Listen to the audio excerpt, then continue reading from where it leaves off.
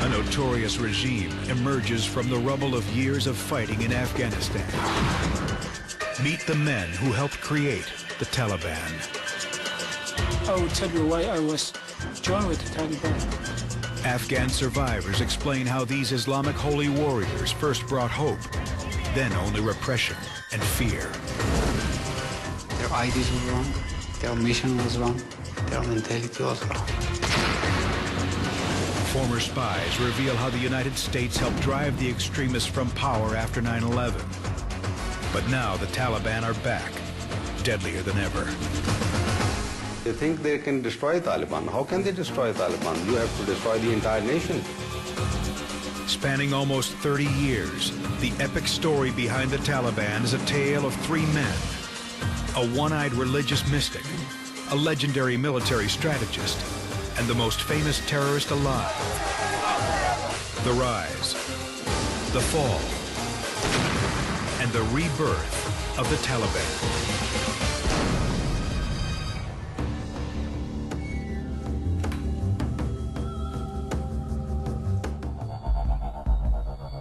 It's 1989, and the latest battle in the Cold War between the United States and the Soviet Union plays out here in Afghanistan. The Soviet army tries to force communism on the people, but the Afghans, with America's support, fight back.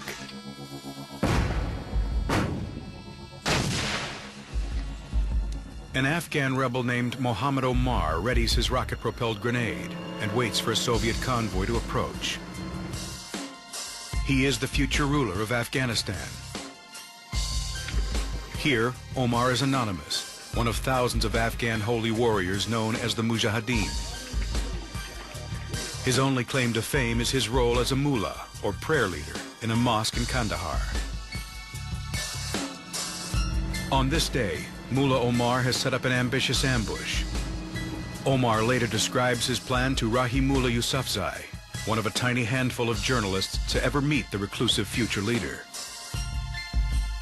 He said that there was a Soviet army convoy passing on this main road. As the Soviet convoy approaches, Omar takes aim.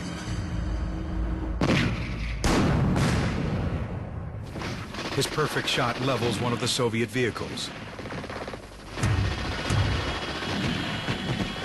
Omar and his men quickly scatter as the Russians unleash a deadly barrage of return fire. The Mujahideen find momentary refuge in a nearby mosque. Soviet bullets follow them, raking the mosque's walls.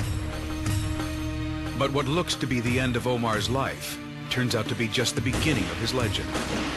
In the chaos of the firefight, a piece of shrapnel hits Omar in the right eye. His eye is ruined, dangling from its socket, but still Omar continues to fight. Removed it from the socket and he threw it out and he kept fighting, although there was blood falling on his face. Omar survives the Russian assault, and soon the streets of southern Afghanistan are buzzing with tall tales about the courage of the 6'6" mullah. Later reports suggest Omar's right eye was probably removed after the fighting in a Pakistani hospital. But the legend is what endures. Omar's destiny is to lead the Taliban, a powerful movement to bring stability to a country ripped apart by war. But instead of the Islamic utopia Omar envisions, the Taliban will turn Afghanistan into the world's worst humanitarian disaster. It was very hard to control yourself to do not cry. They were beating people always. Every single tree was burned. Every single house was damaged. That's what they were doing with Afghans. Even this landscape bears the scars from decades of violence.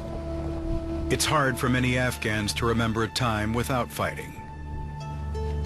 But it wasn't always like this. Afghanistan once knew peace. And that's where this tumultuous story begins. It's 1973, and King Zahir Shah rules the country as a modern democracy with free elections, women's rights, and strong international relationships. But later that year, the prosperity starts to unravel.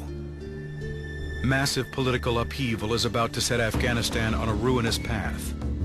First, King Zahir Shah falls in a power struggle and is banished to exile in Rome. Over the next 6 years, new leaders come and go, and Afghanistan's inner turmoil helps make it an inviting target for the most powerful force in the region, the Soviet Union. In 1979, Soviet leaders are seized by Cold War paranoia. The Kremlin fears that the United States could use Afghanistan to threaten the Soviet mainland, according to this former CIA officer. They had a gross misreading of our intentions and thought that we were going to move into Afghanistan and even place medium-range missiles. KGB reporting was grotesquely off target. But Soviet Prime Minister Leonid Brezhnev decides that the communists can't afford to lose Afghanistan. In mid-December 1979, Soviet troops start to mobilize for a major operation. Early on Christmas morning, the first Soviet tanks roll across the border of Afghanistan. This imposing terrain has humbled some of history's greatest armies, but the Soviet Union arrives here with all the arrogance befitting a 20th century nuclear-armed superpower.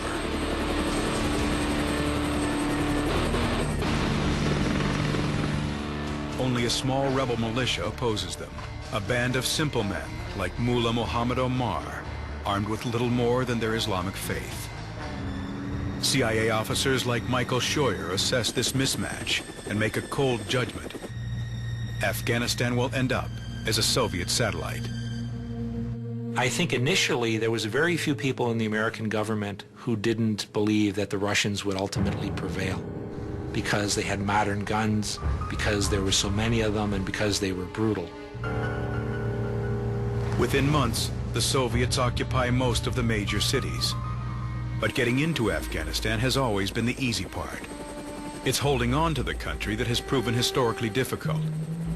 For centuries, the Afghan people have resisted occupying forces, from the Greek armies of Alexander the Great to Genghis Khan's Mongols and the imperialist British Empire. One of the earliest names for Afghanistan is Yagistan. It's called the land of the unruly. The Afghans are not people you can control or order to do anything. They do have a strong warrior culture. They do have a strong warrior history.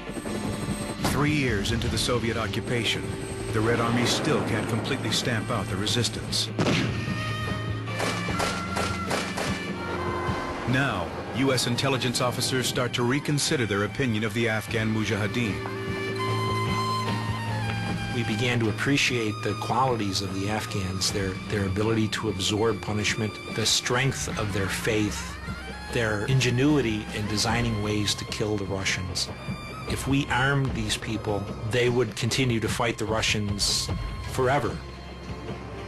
The war in Afghanistan has the potential to weaken the Soviet Union, both militarily and economically. The CIA looks at the Afghans' fierce Islamic passion and sees a dagger that only needs sharpening. Then, the Mujahideen can make the Soviets bleed.